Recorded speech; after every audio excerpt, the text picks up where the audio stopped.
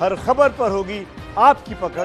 Download कीजिए ABP live app. Corona काल में ये सूर्य ग्रहण, जी हां, इसके क्या मायने मतलब हैं, इसी पर एबीपी न्यूज पर आप बड़ी कवरेज देखने वाले हैं। तो 21 जून यानी कल सुबह लगने वाला है सूर्य ग्रहण, और जैसा कि मैंने आपसे कहा, यह होगा कोरोना काल का सूर्य ग्रहण। तो क्या इस सूर्य ग्रहण का हमारी जिंदगी पर कोई बुरा असर भी पड़ने वाला है?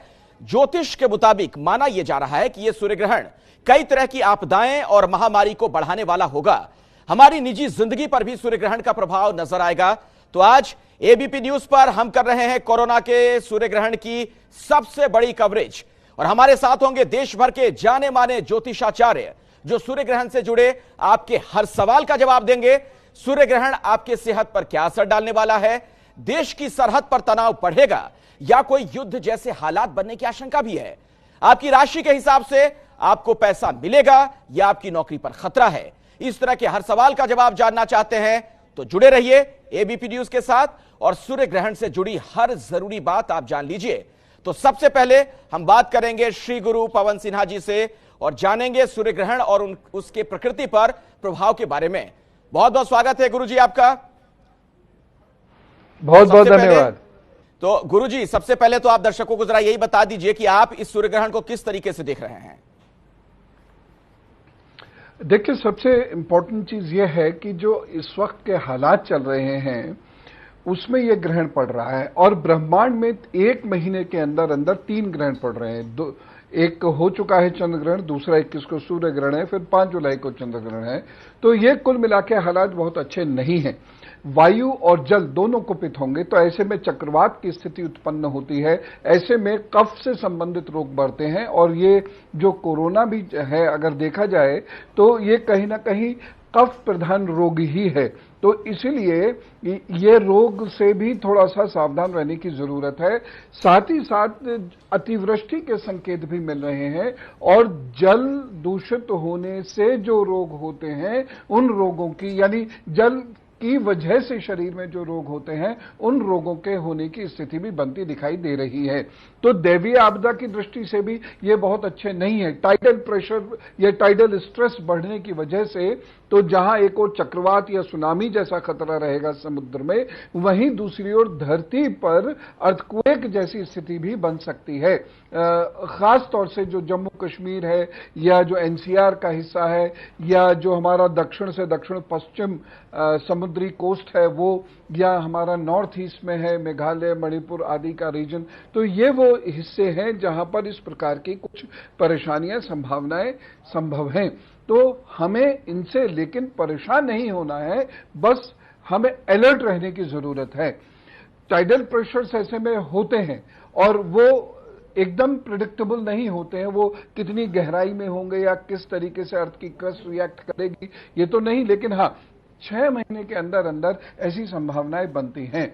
दूसरी एक महत्वपूर्ण बात जो मैं बताना चाहता हूं वो ये है, हाल की रिसर्चेस में यह स्पष्ट हुआ है कि सूरज पर थोड़ी डलनेस बढ़ रही है, यानी सूरज की जो रोशनी या ताप या तेज है वह थोड़ा सा कम पड़ रहा है। तो ऐसे में भी शरीर को थोड़ा गर्म रखने की आवश्यकता है, जिससे बैक्टीरिया या वायरस हमारे शरीर पर अटैक ना कर सकें। तो कुल मिला के देखा जाए तो परेशानियां छोड़ रहा है ये सूर्य ग्रहण, आर्थिक परेशानियां भी छोड़ रहा है, लेकिन चूंकि आत्मबल कारक सूर्य ग्रह है तो आत्मबल यदि मजबूत रहा तो परेशानियों को ओवरकम कर लेंगे। जी देखिए, एक बात है, आपने कहा कि जो विषाणु हैं, कीटाणु हैं, उनसे बचने की आवश्यकता है, लेकिन एक ऐसे वक्त में ये सूर्य ग्रहण लग रहा है जब उसी से दुनिया त्रस्त है, हम आप सभी त्रस्त हैं कोरोना वायरस से। ऐसे में क्या आप इसे आपस में जोड़कर देख रहे हैं? इसके बीच भी कोई संबंध आप पाते हैं सूर्य ग्रहण के बीच और ये जिस हम आपदा से गुजर रहे हैं? आने वाले 10-15 दिन ये थोड़े से परेशानी वाले हो सकते हैं। यद्यपि डिमिनिशिंग ग्रोथ शुरू हो जाएगी, यानी लगभग 1 जुलाई के आसपास से, यानी जून पूरा होने के बाद डिमिनिशिंग ग्रोथ होगी, यानी ग्रोथ तो होगी लेकिन घटती दर पर यह ग्रोथ होगी। तो कोरोना का जो असर है ये धीरे धीरे कम भी होगा, तो ये अच्छी खबर है। और ऐसे में लोगों की सावधानी यदि ज्यादा रही, और खास तौर से जो सबसे बड़ी सावधानी है वो है ठंडी चीजों से परहेज, बहुत ज्यादा ठंडे में रहने से परहेज, और फिजिकल डिस्टेंसिंग। तो ये यदि रहती है तो धीरे धीरे धीरे धीरे ये रोग समाप्ति की ओर बढ़ेगा। सितंबर एंड में या अधिक से अधिक सूर्य की जो अक्टूबर की संक्रांति होती है यानी 15-16 अक्टूबर, तब तक आते आते इस रोग पर हम काबू पा लेंगे। एक अच्छी सिचुएशन ऐसे में जरूर ये आएगी कि हमें इसकी दवा पता लगेगी, ये है क्या रोग और इसकी क्या दवाई हो सकती है। जब ये जनता तक पहुंचनी शुरू होगी तो भय भी कम होगा और उसके साथ साथ ठीक होने की संभावनाएं और ज्यादा बढ़ जाएंगी। यद्यपि अभी भी देखें तो कोरोना से मृत्यु उतनी अधिक नहीं होती, लगभग 3% है, लेकिन ये भय बहुत ज्यादा है, इसकी वजह से परेशानियां हैं। तो दवाई अगर हमें प्राप्त हो जाती है सूर्य ग्रहण के बाद तो उससे भी हमें बहुत फर्क पड़ेगा। तो सूर्य ग्रहण सारी बुराइयां ही नहीं लेके आ रहा है, ये बहुत सारी अच्छाइयां भी लेके आ रहा है। हाँ, हमें तैयार जरूर रहना पड़ेगा, नहीं तो ये चूंकि कफ प्रदान करेगा, वायु तत्व को बढ़ाएगा, मिथुन राशि में है, मृगशिर नक्षत्र में है, तो यदि हमने ध्यान नहीं दिया तो हमारे जो ड्रॉपलेट्स होते हैं इससे कोरोना एकदम से बढ़ सकता है। तो हम ध्यान देंगे तो कोई परेशानी की बात नहीं है। बिल्कुल आप सही कह रहे हैं। और गुरुजी देखिए, चूड़ामणि योग वाला ये सूर्य ग्रहण बताया जा रहा है, इसका क्या मतलब है, आप दर्शकों को अगर सरल भाषा में समझा पाएं। देखिए, हर ग्रहण जब पड़ता है तो एक उसकी अपनी राशि होती है, एक उसका नक्षत्र होता है, हर राशि का अपना एक तत्व होता है, हर नक्षत्र का अपना एक तत्व होता है। तो जो ग्रहण जिस प्रकार के तत्व में पड़ता है, यानी 12% आकाश तत्व 5 तत्वों में कॉमन है, 4 तत्व में कॉमन है। उसके अलावा पृथ्वी तत्व, जल तत्व, आकाश तत्व, वायु तत्व, ये जो 5 तत्व हैं, इनमें जो मिथुन राशि में जब ये ग्रहण पड़ रहा है और ऐसे में जब 6 ग्रह हमारे वक्री, राहु केतु तो वक्री रहते ही हैं, लेकिन उसके इतर भी अब देखिए बुध, बृहस्पति, शुक्र, शनि, यह वक्रता की स्थिति लिए हुए हैं।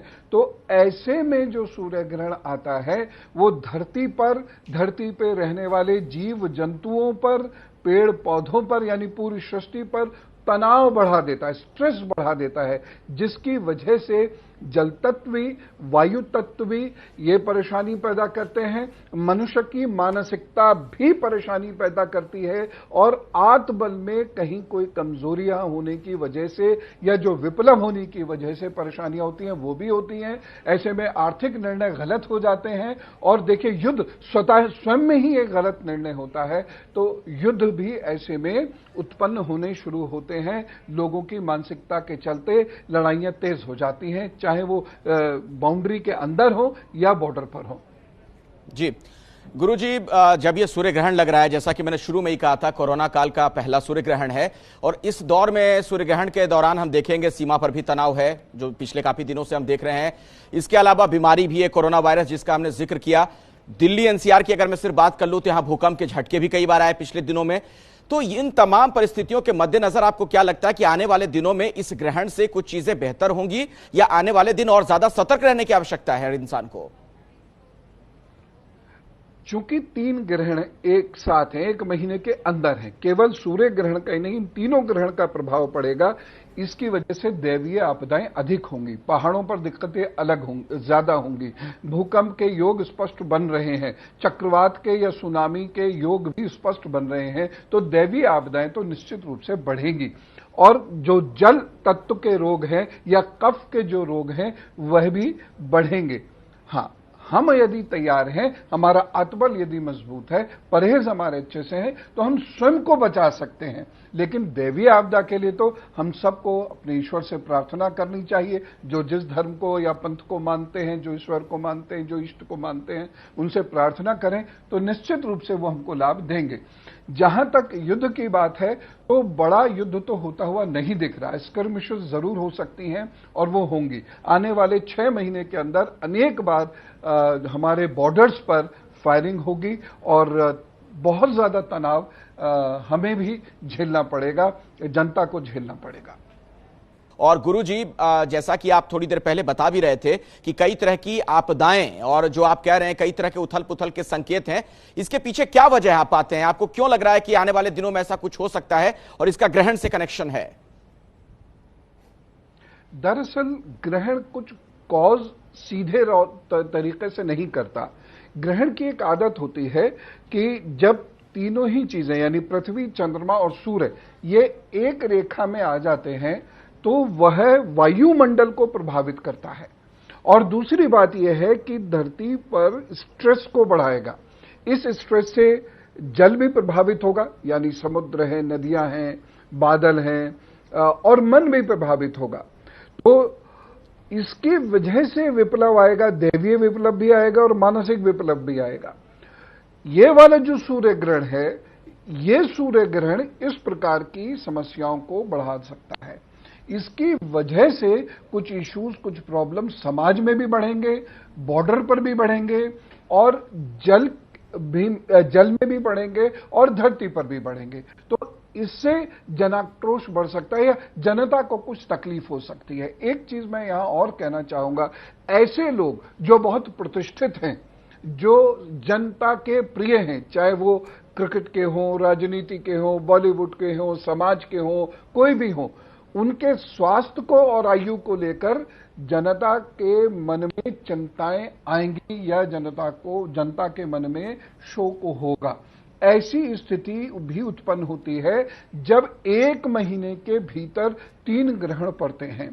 तो दूसरा ये ग्रहण है, तीसरा 5 जुलाई को पड़ेगा। तो ऐसी स्थिति भी 5 से 6 महीने के भीतर पड़ती है। तो ये सारे कारण हैं जिसकी वजह से मैं सब लोगों को अलर्ट कर रहा हूं।